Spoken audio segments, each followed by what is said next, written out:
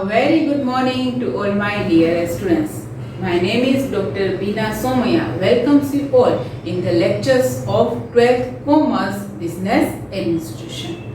Dear students, આપણે અત્યારે 12th Commerce ના Business Administration માં ચેપ્ટર નંબર 4 જેનું નામ છે વ્યવસ્થા તંત્ર એટલે કે ઓર્ગેનાઇઝિંગ શરૂ કરવા જઈ રહ્યા છીએ. સૌથી પહેલા આપણે વ્યવસ્થા તંત્ર છે એનો અર્થ જોઈએ કે વ્યવસ્થા તંત્ર કેને કહેવામાં આવે છે. તો કે સમાન ધ્યેય સિદ્ધ કરવા પ્રવૃત્ત થયેલી વ્યક્તિઓ વચ્ચે સત્તા અને જવાબદારીની વહેંચણી કરતું માળખું એટલે વ્યવસ્થા તંત્ર. કોઈ પણ એક બિઝનેસ છે, કોઈ પણ એક કંપની છે, એ કંપનીમાં ઘણા બધા કર્મચારીઓ વર્ક કરતા હોય છે, પણ દરેક કર્મચારીઓનો જે ધ્યેય છે એ સમાન હોય છે. એક સમાન ધ્યેયને સિદ્ધ કરવા માટે બધા જ કર્મચારીઓ છે એ વર્ક કરતા હોય છે અને એ દરેક કર્મચારીઓમાં સત્તા અને જવાબદારીની વહેંચણી કરેલી હોય છે. તો આ રીતે સત્તા અને જવાબદારીની વહેંચણી કરતું જે આખું માળખું છે તો એ માળખાને વ્યવસ્થા તંત્ર કહેવામાં આવે છે.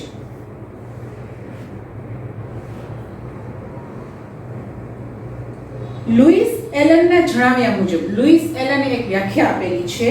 વ્યવસ્થા તંત્ર એ એવી પ્રક્રિયા છે જેમાં નિશ્ચિત હેતુઓ સિદ્ધ કરવા માટે લોકો વધુમાં વધુ અસરકારક રીતે કાર્ય કરી શકે તે હેતુથી કાર્યની સ્પષ્ટતા કરવાની, તેનું વર્ગીકરણ કરવાની, જવાબદારી અને સત્તાની સોંપણી કરવાની તેમજ સંબંધો પ્રસ્થાપિત કરવાની એક પ્રક્રિયા છે.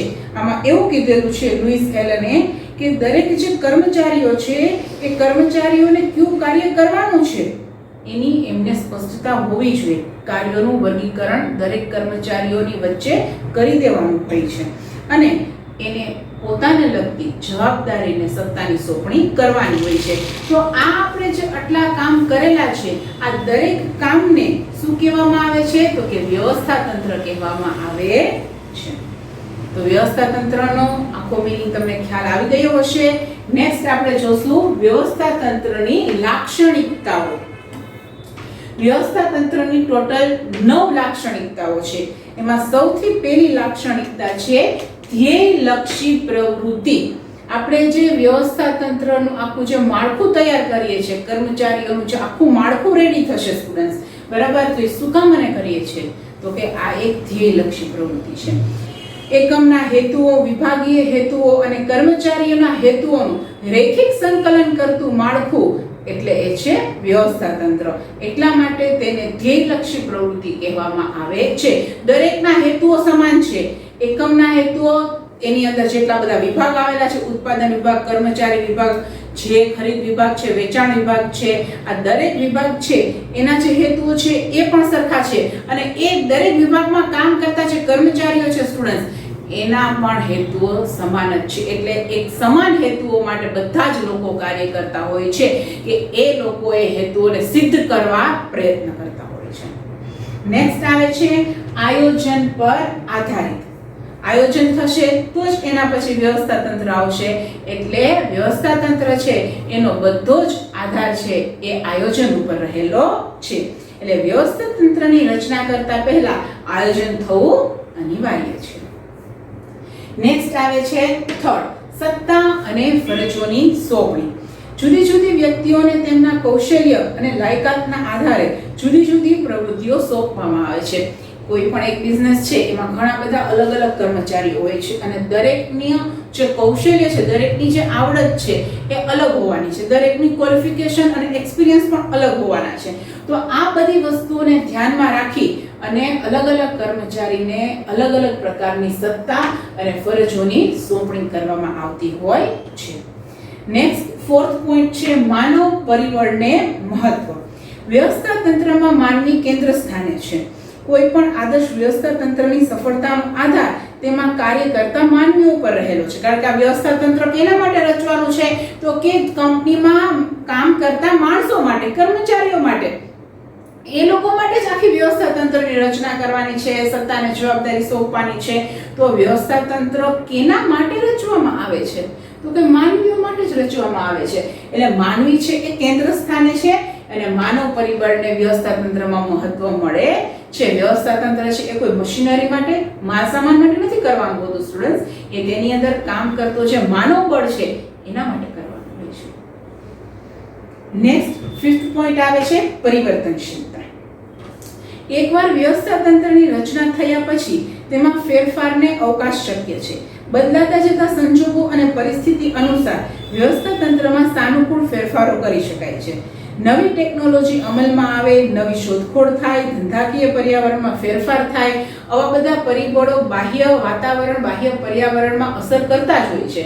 તો નવી ટેકનોલોજી આવે, નવી શોધખોળ થાય, એ મુજબ આપણે પોતાની જે કંપની છે, પોતાનો જે બિઝનેસ છે એમાં પણ પરિવર્તન કરતા રહેવા પડે છે.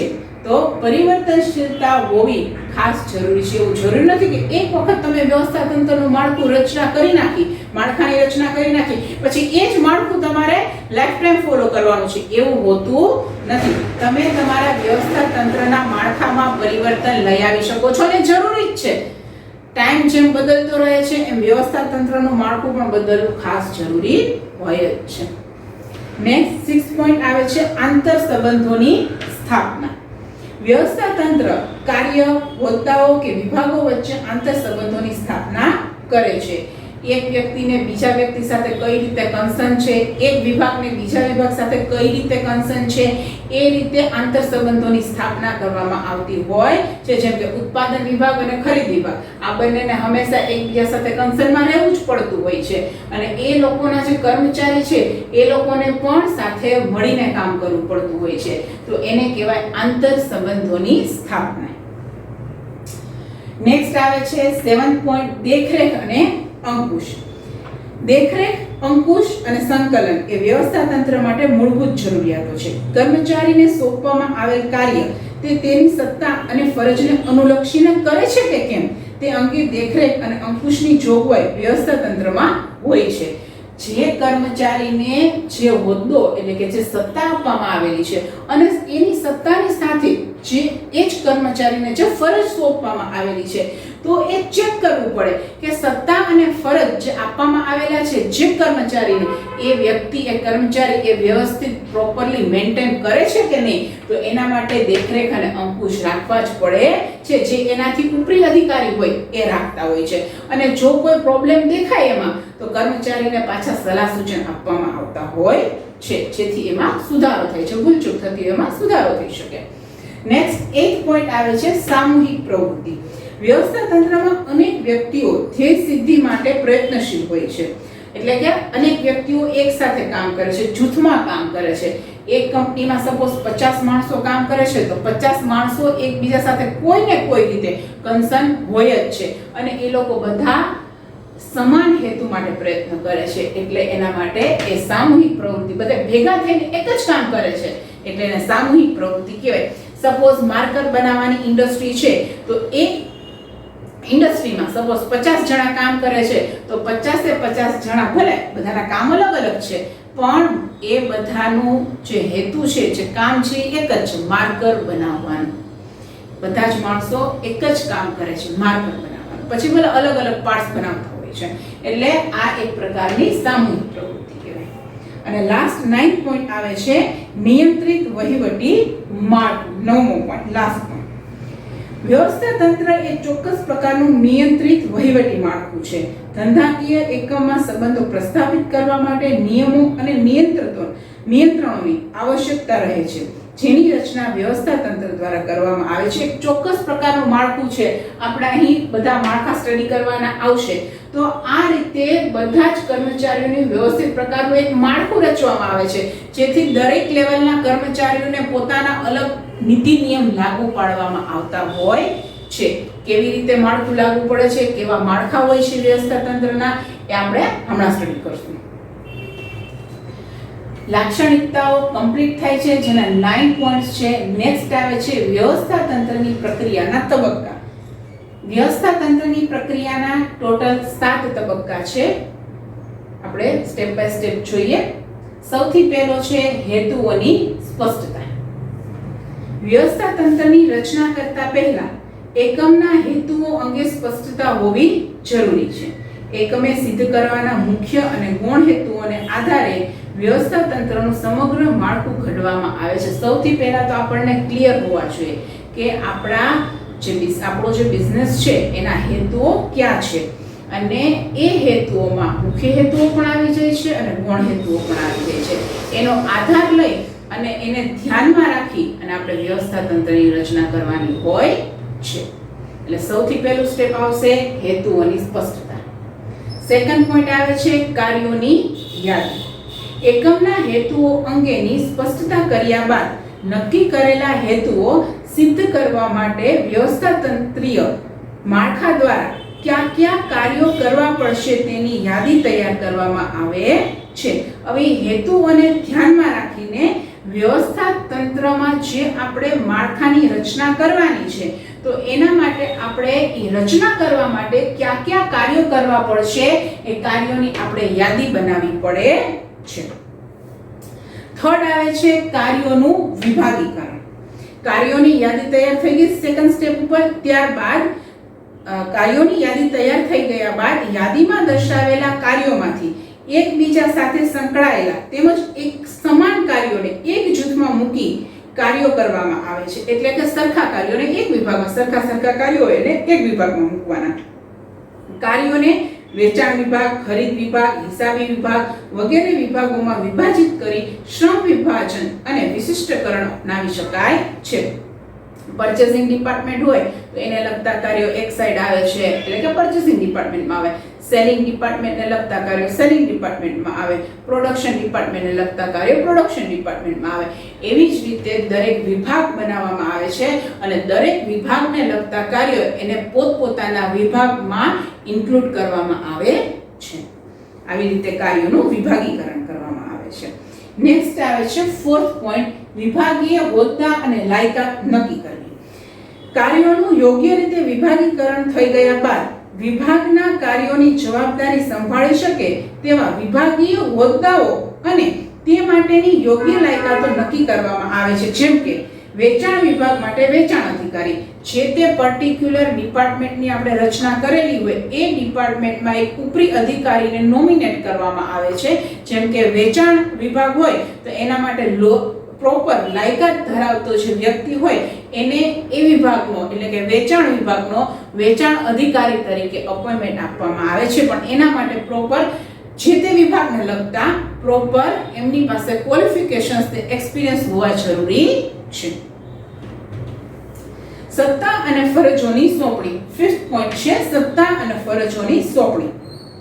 વિભાગીય હોદ્દાઓ, પેટા વિભાગીય હોદ્દાઓ અને લાયકાતો નક્કી થયા બાદ દરેક વિભાગીય અધિકારી તેમની ફરજોને સફળતાપૂર્વક પાર પાડી શકે તે માટે જરૂરી સત્તાની સોંપણી કરવી જોઈએ. આપણને ખ્યાલ જ છે કે જે તે કાર્ય જે તે વ્યક્તિને સોંપાઈ ગઈ છે એટલે કે કાર્યોની સોંપણી થઈ ગઈ છે તો એ કાર્ય અનુસાર એને સત્તા પણ સોંપવી જરૂરી છે. કારણ કે જો સત્તા સોંપવામાં આવશે તો જ એ પ્રોપર વર્ક કરી શકશે અને પ્રોપર ડિસિઝન લઈ શકશે.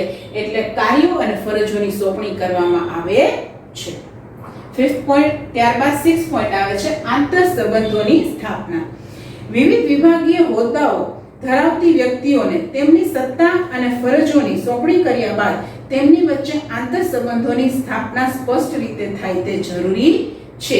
એકબીજા વિભાગના અધિકારીઓને એકબીજા સાથે હંમેશા કોમ્યુનિકેશન કરવું જરૂરી હોય છે. જેમ કે ઉત્પાદન વિભાગનો અધિકારી અને ખરીદ વિભાગનો અધિકારી એને હંમેશા એકબીજાના કન્સર્નમાં રહેવું જ પડતું હોય છે.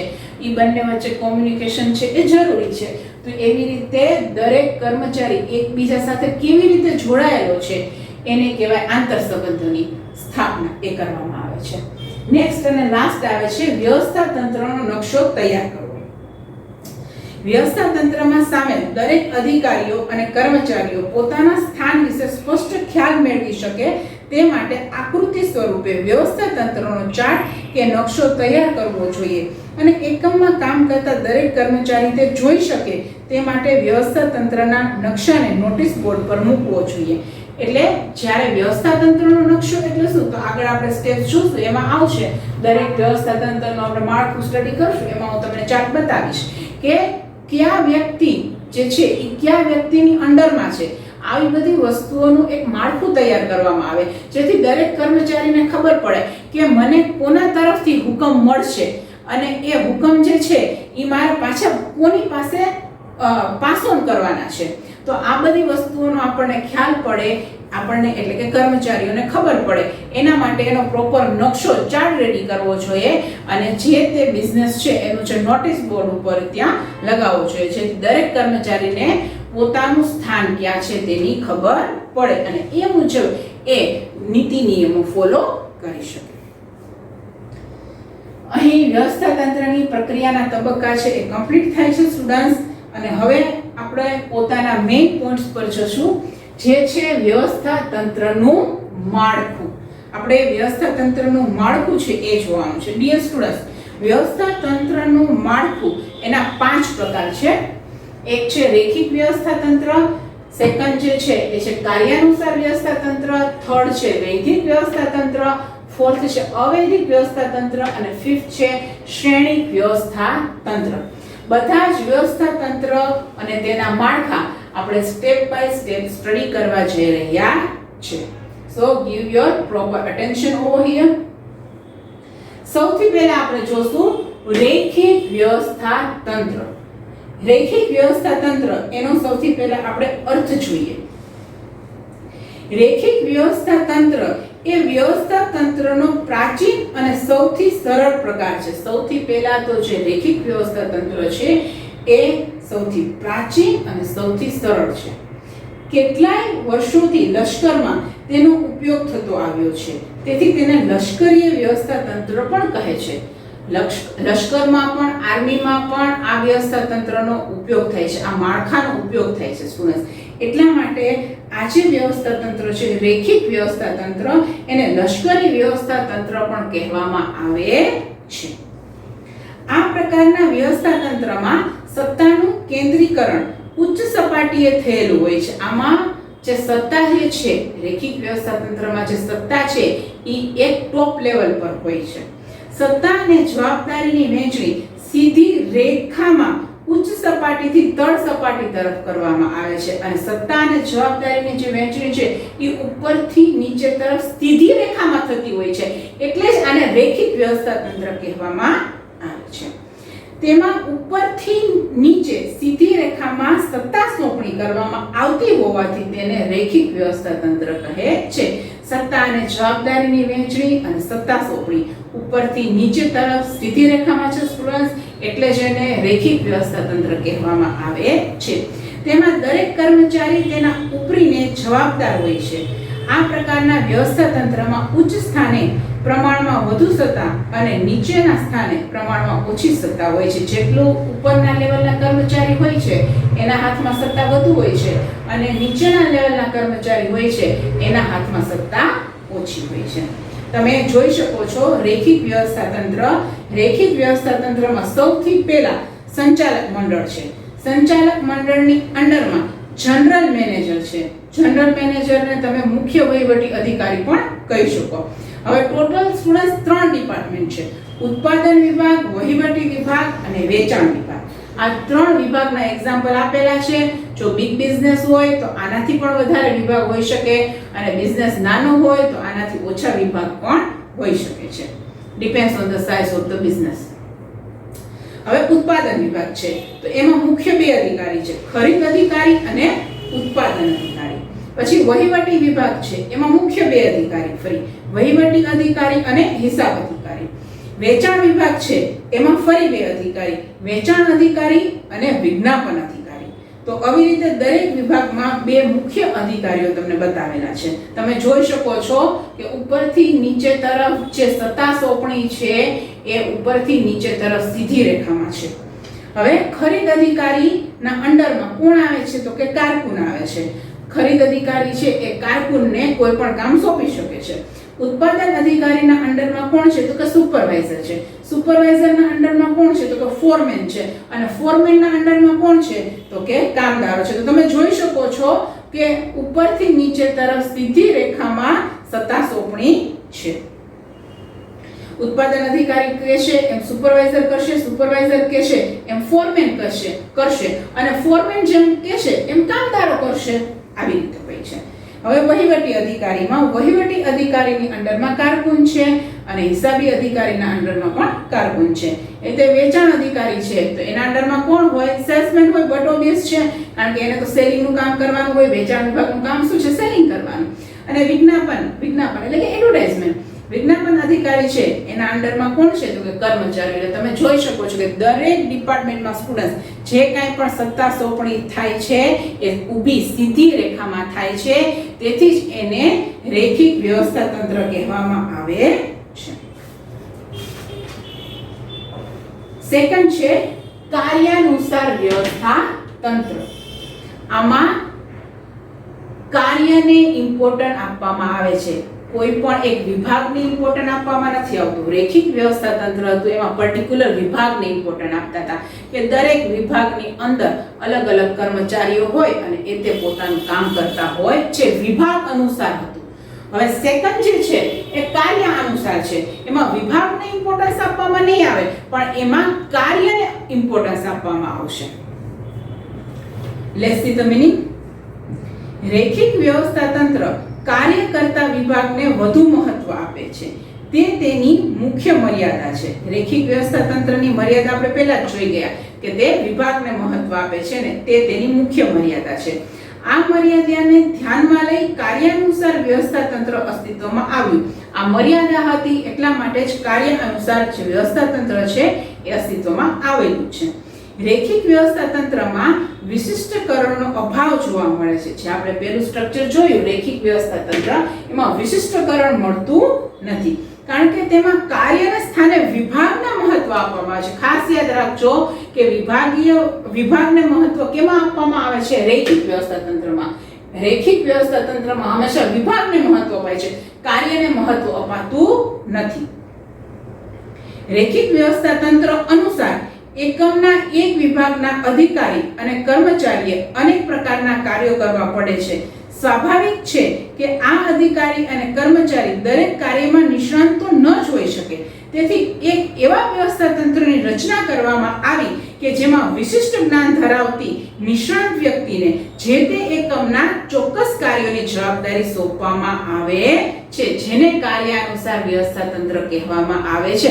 બટ ઓબ્વિયસ છે કે કોઈ પણ એક કર્મચારી છે એ બધું જ કામ ના કરી શકતો હોય. એ જ રેખિક વ્યવસ્થા તંત્રની લિમિટેશન હતી. તો કાર્યાનુસારમાં શું કરવામાં આવ્યું કે તમે મીન્સ કે કર્મચારી છે ભલે કોઈ પણ વિભાગમાં વર્ક કરતો હોય પણ એનું એક કાર્ય ફિક્સ છે કે એને આ જ કામ કરવાનું છે. પછી એ એકમના કોઈ પણ વિભાગમાં એ પર્ટિક્યુલર કામ આવે એટલે એ જ કર્મચારીને ત્યાં જવાનું. ફોર એક્ઝામ્પલ, કર્મચારી સંચાલન વિભાગના અધિકારી કર્મચારીઓની ભરતી, બદલી, બઢતી વગેરેનું કાર્ય સંભાળે છે.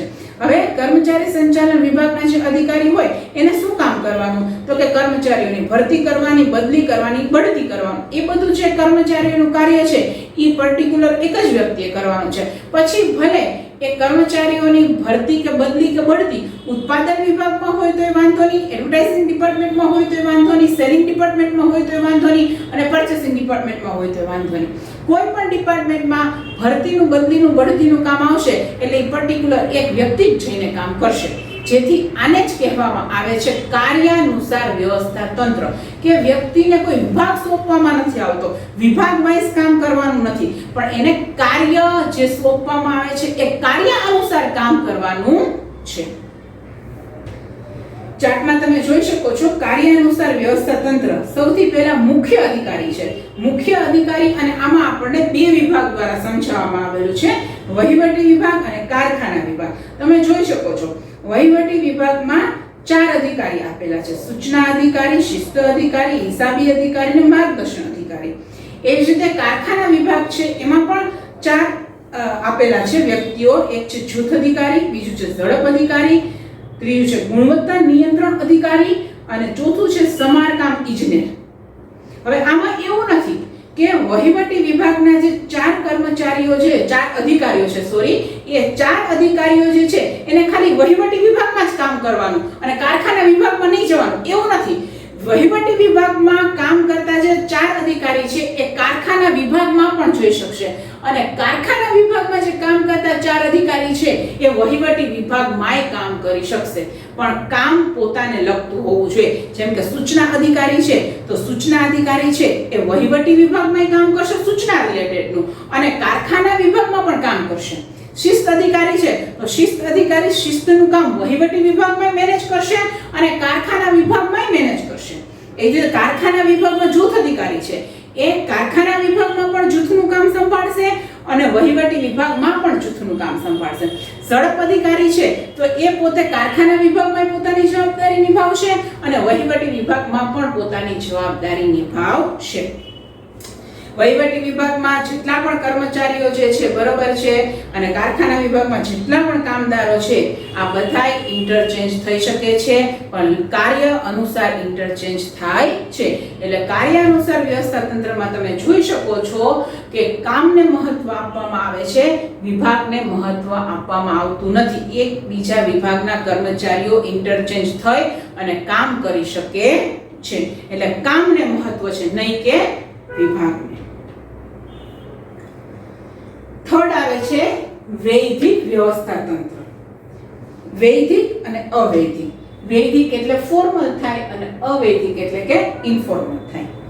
સૌથી પહેલા આપણે વૈધિક વ્યવસ્થા તંત્રનો મીનિંગ જોઈએ તો કે એકમના સંચાલકો દ્વારા નિશ્ચિત ધ્યેયને સિદ્ધ કરવા માટે વ્યક્તિ અને કાર્ય વચ્ચેના સંબંધોનું જે વિધિસર રીતે માળખું સ્થપાય છે તેને વૈધિક વ્યવસ્થા તંત્ર કહે છે.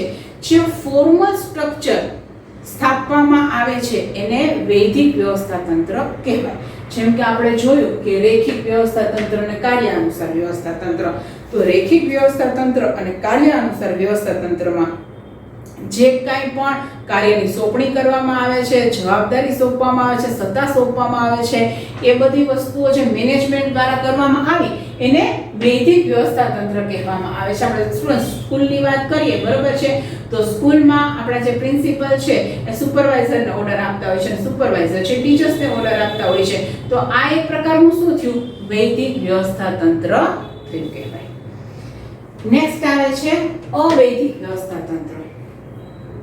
કોઈ પણ સભાનતાપૂર્વકના હેતુ સિવાય સામૂહિક પરિણામોમાં ફાળો આપવા માટે આપોઆપ રચાયેલું આંતરિક સંબંધોનું માળખું એટલે અવૈધિક વ્યવસ્થા તંત્ર. આપણને ખ્યાલ જ છે કે સપોઝ અમે લોકો એક જ શાળામાં સાથે વર્ક કરતા હોઈએ તો અમે લોકો 5 બહેનો છે એના વચ્ચે સારું બોન્ડિંગ હોય તો અમે 5 બહેનો છે સારા ફ્રેન્ડ્સ બની જઈએ છીએ.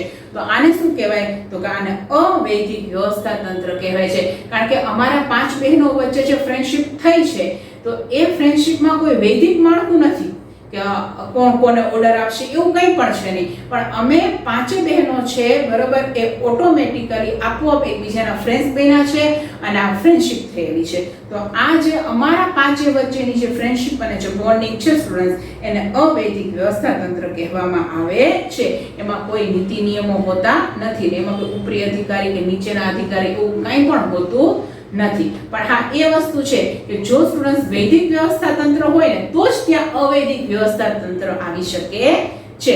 સ્કૂલ છે એમાં વૈધિક વ્યવસ્થા તંત્ર તો છે જ કે પ્રિન્સિપાલ છે, સુપરવાઇઝર છે, ટીચર્સ છે. પછી અમારા બધા ટીચર્સ વચ્ચે અવૈધિક વ્યવસ્થા તંત્ર આવ્યું, પણ વૈધિક શાળા જે છે બરાબર ત્યાં જે વ્યવસ્થા તંત્ર છે વૈધિક વ્યવસ્થા તંત્ર છે, એની અંડરમાં અમારું અવૈધિક વ્યવસ્થા તંત્રની રચના થયેલી છે. એટલે વૈધિક વ્યવસ્થા તંત્ર હોય તો જ અવૈધિક વ્યવસ્થા તંત્ર. એના પછી 5th આવે છે શ્રેણિક વ્યવસ્થા તંત્ર. લાસ્ટ શ્રેણિક વ્યવસ્થા તંત્ર. સૌથી પહેલા આપણે એનો મીનિંગ જોઈ લઈએ. શ્રેણિક વ્યવસ્થા તંત્રમાં કાર્યાનુસાર વિભાગીકરણ અને પ્રોજેક્ટ વિભાગીકરણનો સમન્વય જોવા મળે છે. આમાં કાર્ય અને પ્રોજેક્ટ આ બંને વસ્તુને મહત્વ આપવામાં આવે છે. કાર્યનું પણ ઇમ્પોર્ટન્સ છે અને પ્રોજેક્ટ એટલે એક અમુક ફિક્સ પ્લાન હોય કે આપણે આ કામ કરવું છે એને પ્રોજેક્ટ કહેવાય. આ પ્રકારના વ્યવસ્થા તંત્રમાં દરેક પ્રોજેક્ટ મેનેજરને અલગ અલગ પ્રોજેક્ટની જવાબદારી સોંપવામાં આવે છે. જેટલા પ્રોજેક્ટ હોય તેટલા પ્રોજેક્ટ મેનેજરની નિમણૂક કરવામાં આવે છે. કંપનીમાં જેટલા પણ પ્રોજેક્ટ હાથ ધરેલા હોય એટલા જ પ્રોજેક્ટ મેનેજરની નિમણૂક કરવામાં આવે છે. પ્રોજેક્ટ મેનેજરની જવાબદારી પ્રોજેક્ટને સમયસર તેમજ સફળતાપૂર્વક પૂર્ણ કરવાની હોય છે. પ્રોજેક્ટ મેનેજરની જવાબદારી શું છે તો કે જેટલો સમય ફાળવેલો છે એ સમય દરમિયાન જે પ્રોજેક્ટ છે એ સક્સેસફુલી કમ્પ્લીટ કરવાનો હોય છે. પ્રોજેક્ટ કાર્ય માટે જરૂરી નિષ્ણાતોના સ્ટાફને જુદા જુદા કાર્ય વિભાગમાંથી પ્રાપ્ત કરવામાં આવે છે. આ ખાસ વસ્તુ સમજો કે દરેક પ્રોજેક્ટ મેનેજર છે, પ્રોજેક્ટ અધિકારી છે, એ અલગ અલગ વિભાગમાંથી કર્મચારી સ્ટાફને લઈ શકે છે. એક પ્રોજેક્ટ છે તો એક પ્રોજેક્ટ માટે અલગ અલગ 5 કર્મચારી અલગ અલગ 5 વિભાગમાંથી લેવાના છે તો 5 વિભાગમાંથી અલગ અલગ કર્મચારી લેશે. શેના માટે? એક પ્રોજેક્ટ પૂર્ણ કરવા માટે. પ્રોજેક્ટ કાર્ય માટે જરૂરી નિષ્ણાતોના સ્ટાફને જુદા જુદા કાર્ય વિભાગમાંથી પ્રાપ્ત કરવામાં આવે છે. આ રીતે મેળવેલ નિષ્ણાતોને જુદી જુદી ટુકડીઓમાં વહેંચવામાં આવે છે. દાખલા તરીકે સંશોધન અને વિકાસ નિષ્ણાત, ઉત્પાદન રચના નિષ્ણાત, તકનીકી નિષ્ણાત, કમ્પ્યુટર નિષ્ણાત વગેરે. આ નિષ્ણાતોને પ્રોજેક્ટ કાર્ય દરમિયાન જે તે વિભાગમાંથી મેળવવામાં આવે છે અને પ્રોજેક્ટનું કાર્ય પૂર્ણ થતાં જ તેમના મૂળ વિભાગમાં તેમને પરત મોકલી દેવામાં આવે છે. જ્યારે આપણે પ્રોજેક્ટ પૂર્ણ કરવા માટે સપોઝ 5 કર્મચારીઓની જરૂર પડી તો અલગ અલગ વિભાગમાંથી એને લઈ લેશું અને આપણો પ્રોજેક્ટ પૂરો કરશું. આપણો પ્રોજેક્ટ પૂરો થઈ જાય છે ત્યારે ફરીથી એ કર્મચારીઓને પોતાના વિભાગમાં મોકલી આપવામાં આવે છે. તમે ચાર્ટ જોઈ શકો છો. શ્રેણી વ્યવસ્થા તંત્રનો જે ચાર્ટ છે સ્ટુડન્ટ્સ, એમાં સૌથી ટોપ લેવલ ઉપર છે જનરલ મેનેજર. હવે જનરલ મેનેજર છે એને પ્રોજેક્ટ મેનેજર 3 રાખેલા છે. 3 પ્રોજેક્ટ છે તો 3 પ્રોજેક્ટ મેનેજર છે. પ્રોજેક્ટ નંબર 1 એમાં પણ સંચાલક છે, પ્રોજેક્ટ નંબર 2 એમાં એનો પણ પ્રોજેક્ટ સંચાલક છે અને પ્રોજેક્ટ નંબર 3 છે એમાં પણ એના સંચાલક છે. એટલે અલગ અલગ પ્રોજેક્ટ મેનેજર રાખેલા છે. હવે 4 ડિપાર્ટમેન્ટ: ઉત્પાદન, ખરીદી, ઇજનેરી અને સંશોધન અને વિકાસ. હવે સપોઝ પ્રોજેક્ટ નંબર 1 છે એમાં 4 વિભાગમાંથી એક વ્યક્તિને બોલાવવા પડે છે. ઉત્પાદન વિભાગમાંથી પણ એક વ્યક્તિની જરૂર છે, ખરીદ વિભાગમાંથી પણ એક વ્યક્તિની જરૂર છે, ઇજનેરી વિભાગમાંથી પણ એક વ્યક્તિની જરૂર છે અને સંશોધન અને વિકાસ વિભાગ છે એમાંથી પણ એક વ્યક્તિની જરૂર છે. તો પ્રોજેક્ટ નંબર 1 છે એને પૂર્ણ કરવા માટે પ્રોજેક્ટ મેનેજર છે એ 4 ડિપાર્ટમેન્ટમાંથી એક વ્યક્તિને લઈ આવશે અને પોતાનો પ્રોજેક્ટ કમ્પ્લીટ થઈ જશે એ 4 વ્યક્તિઓની મદદથી. પછી એ 4 વ્યક્તિને ફરીથી એના ડિપાર્ટમેન્ટમાં મોકલી આપશે. એવી જ રીતે પ્રોજેક્ટ નંબર 2 માટે એના મેનેજર પણ 4 ડિપાર્ટમેન્ટમાંથી વ્યક્તિઓને બોલાવી શકે છે અને ફરી મોકલી શકે છે. અને એવી જ રીતે પ્રોજેક્ટ નંબર 3 કમ્પ્લીટ કરવા માટે એના જે મેનેજર છે એ પણ અલગ અલગ વિભાગમાંથી 4 વિભાગમાંથી વ્યક્તિઓને પોતાનો પ્રોજેક્ટ પૂર્ણ કરવા માટે બોલાવશે અને પ્રોજેક્ટ કમ્પ્લીટ થશે પછી મોકલી આપશે. તો આવી રીતે આને કહેવાય છે શ્રેણી વ્યવસ્થા તંત્ર, જેમાં કામને અને પ્રોજેક્ટને બંનેને મહત્વ આપવામાં આવેલું છે. એના પછી આવે છે વિકેન્દ્રીકરણ. કેન્દ્રીકરણ કેને કહેવાય ને વિકેન્દ્રીકરણ. આ વસ્તુ સમજવી ખાસ જરૂરી છે. સૌથી પહેલા આપણે જોઈએ કેન્દ્રીકરણ. કેટલાક ધંધાકીય એકમો એવા હોય છે કે જેમાં માત્ર ઉચ્ચ સપાટીએ સત્તા કેન્દ્રિત થયેલી હોય છે. ઉચ્ચ સપાટી દ્વારા જ મોટા ભાગના નિર્ણયો લેવાતા હોય છે. ઘણા બધા બિઝનેસ એવા હોય છે સ્ટુડન્ટ કે ટોપ લેવલની જે સત્તા હોય ને ત્યાંથી જ બધા નિર્ણયો લેતા હોય છે. કેટલાક ધંધાકીય એકમોમાં દરેક સપાટીએ કામ કરતા કર્મચારીઓને અમુક નિર્ણયો લેવાની સત્તા આપવામાં આવે છે. તેઓ તેમના કાર્યના સંદર્ભમાં યોગ્ય નિર્ણય લેવા માટે સ્વતંત્ર હોય છે. ઘણા બધા બિઝનેસ, ઘણી બધી કંપનીઝ એવી હોય છે કે દરેક વિભાગ વાઇઝ અધિકારીઓ નોમિનેટ કર્યા હોય છે અને એ વિભાગ માટે એ લોકો નિર્ણયો લઈ શકે છે. એવી કંપની તરફથી એને સ્વતંત્રતા મળેલી હોય છે. પ્રથમ પ્રકારના વ્યવસ્થા તંત્રમાં સત્તા ઉચ્ચ સપાટીએ જ કેન્દ્રિત થયેલી છે, તેથી તેને કેન્દ્રીકરણ કહેવામાં આવે છે. કેન્દ્રીકરણ કેને કહેશું કે ઉપરની જે વ્યક્તિ છે બધી સત્તા પોતાના જ હાથમાં રાખે અને નીચેના અધિકારીઓને કોઈ પણ ડિસિઝન લેવાની સત્તા આપતી નથી. એને કેન્દ્રીકરણ કહેવાય. સત્તા એકના હાથમાં. વિકેન્દ્રીકરણ કેને કહેવાય તો કે આપણે જે બીજો પોઈન્ટ સ્ટડી કર્યો કે દરેક અધિકારીને એટલે દરેક વિભાગના વડાને પોતાની સત્તા સોંપી દેવામાં આવે, ડિસિઝન લેવા માટે એને સ્વતંત્રતા આપવામાં આવે. એટલે પોતાના વિભાગને રિલેટેડ જે કંઈ પણ ડિસિઝન હોય એ વિભાગના વડા છે એ લઈ શકતા હોય છે. એવી સત્તા કેણે આપી? તો કે ઉચ્ચ સપાટીનો ઉચ્ચ લેવલનો જે અધિકારી છે એ અલગ અલગ સત્તા સોંપી દે છે, એટલે એ લોકો ડિસિઝન લઈ શકે છે. એટલે એણે સત્તાનું વિકેન્દ્રીકરણ કરી નાખ્યું. એવું નહીં કે મારા જ હાથમાં સત્તા છે, એવું નથી રાખ્યું. એણે સત્તાને બીજાને પણ સોંપી દીધી, જેથી બીજા લોકો એમાં નિર્ણય લઈ શકે. એટલે એને કહેવાય વિકેન્દ્રીકરણ. વિકેન્દ્રીકરણ એટલે સત્તાની સોંપણી કરી દીધી. સત્તા એકના જ હાથમાં રાખવી એને કેન્દ્રીકરણ, અને સત્તાને વહેંચી દેવી એટલે સત્તાનું વિકેન્દ્રીકરણ. વિકેન્દ્રીકરણની ડેફિનેશન: ઉચ્ચ સપાટીએથી નિમ્ન સપાટી તરફ ક્રમશઃ રીતે સત્તા સોંપણીના વ્યવસ્થિત પ્રયત્નોને વિકેન્દ્રીકરણ કહેવામાં આવે છે. ઉચ્ચ સપાટીથી મિડલ લેવલ ઉપર અને મિડલથી પછી નિમ્ન કક્ષાની સપાટી સુધી એવી રીતે અલગ અલગ રીતે સત્તાની સોંપણી કરવામાં આવતી હોય છે. એટલે એ લોકો પોતાના વિભાગ પૂરતા ડિસિઝન લઈ શકે. That is called વિકેન્દ્રીકરણ.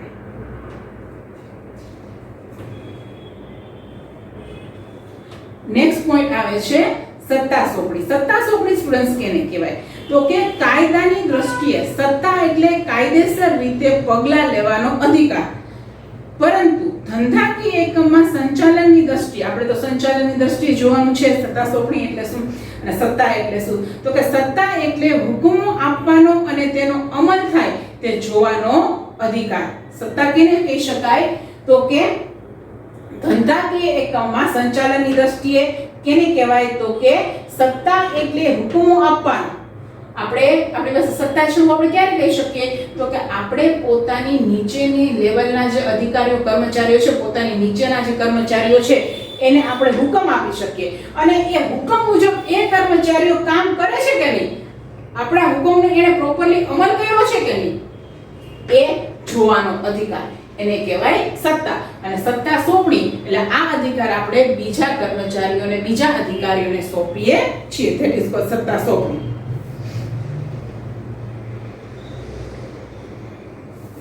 હવે સત્તા સોંપણીના મૂળ તત્વો છે. સત્તા સોંપણીના મૂળ તત્વો 3 છે. એના વિશે તમને પ્રોપરલી ખ્યાલ હોવો જોઈએ. એ ત્રણેય પોઈન્ટ આપણે સ્ટડી કરીએ. સત્તા સોંપણીનો પહેલો પોઈન્ટ છે જવાબદારીની સોંપણી. સત્તા સોંપણીમાં પહેલો પોઈન્ટ આવે છે જવાબદારીની સોંપણી. જ્યારે કોઈ કાર્ય અંગે જવાબદારીની વહેંચણી કરવામાં આવે ત્યારે તે અંગેની સત્તા જે તે વ્યક્તિને આપવી જરૂરી બની જાય છે. તે માટે સત્તા મુજબની જવાબદારી આપવાનો ખ્યાલની હિમાયત કરવામાં આવે છે. આપણે કોઈ પણ વ્યક્તિને જવાબદારી સોંપીએ તો એની સાથે આપણે સત્તા સોંપવી જરૂરી છે. અધરવાઇઝ એ પોતાની જવાબદારી છે એ નિભાવી જ નહીં શકે.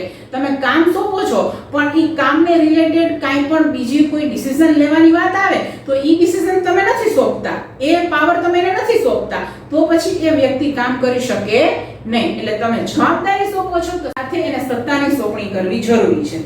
જો જવાબદારીના પ્રમાણમાં સત્તા વધુ પડતી આપવામાં આવે તો તેનો દુરુપયોગ થવાની પણ શક્યતા રહે છે.